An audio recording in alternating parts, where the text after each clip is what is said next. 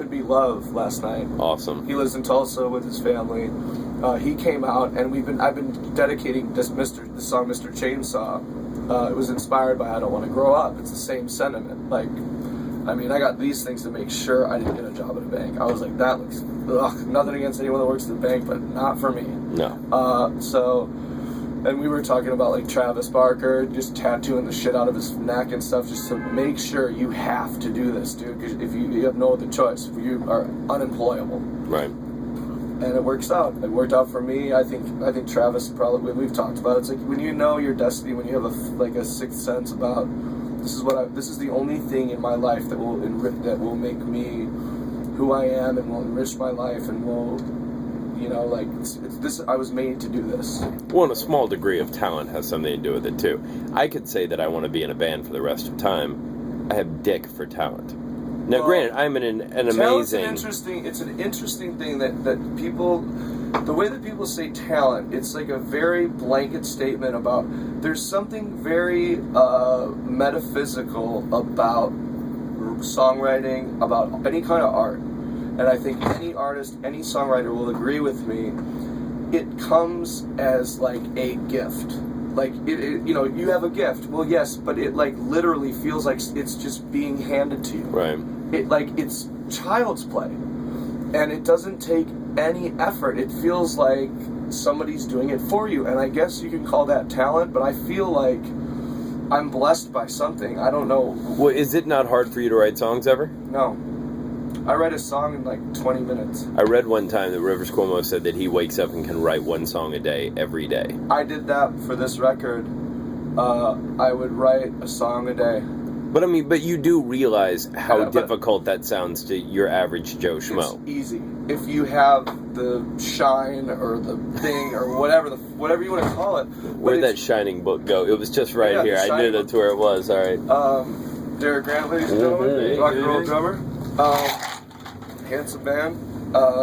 It's a weird thing. It's like, oh, you're so talented, and it's like, it seems like kind of a misuse of the word, but it represents this thing that I think if you don't do it yourself, you're like, oh, that guy's so talented, and it's like, I really feel like there's just where people that make music that people fall in love with and apply to their lives. I feel like, and it's gonna sound totally like crazed, but it's absolutely true.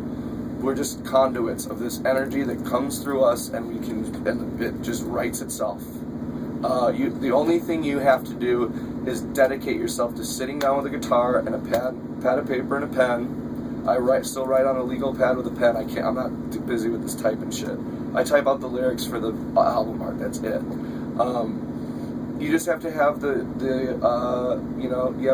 just have to have the sand to sit down and do it.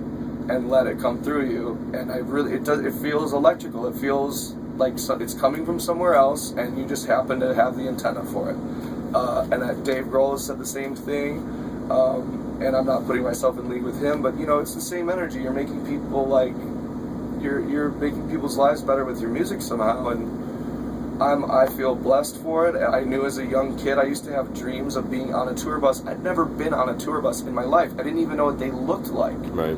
But it was exactly correct. And I was worried because I knew that's what I was going to do, and I just was worried that I was going to miss my parents too much. And you know, now I'm like a grown-ass man, and I love my folks, and we talk, and we're close, but I don't know anymore, you know? Right. And they certainly don't want me there. Wild asshole. But yeah, I'm a very lucky man that I have I could call it an antenna. You know, it's like you just have this thing that just, and your personality comes through it. It is you. It is, you know, it's your thoughts and your emotions that you're writing down. But I really, truly just feel like a conduit of greater energy. And hippy dippy, say whatever you want about it. It's fucking true. I guarantee it. All right. On that very serious note, I'll hand this to you, and I'll do the sign-off thing. Does it irritate you when I chew ice? Not at all. So it might irritate the people watching because it might be super loud. What? Exactly. So I have to go and pee, and then we're gonna maybe go and see the Kennedy thing, and then. No, we're definitely gonna go see the Kennedy thing. That's what I said. And Lyndon B. Johnson, that motherfucker. Exactly, and then the trio are gonna play. So thank you very much for watching this interview. It's wideopinspace.com. Goodbye.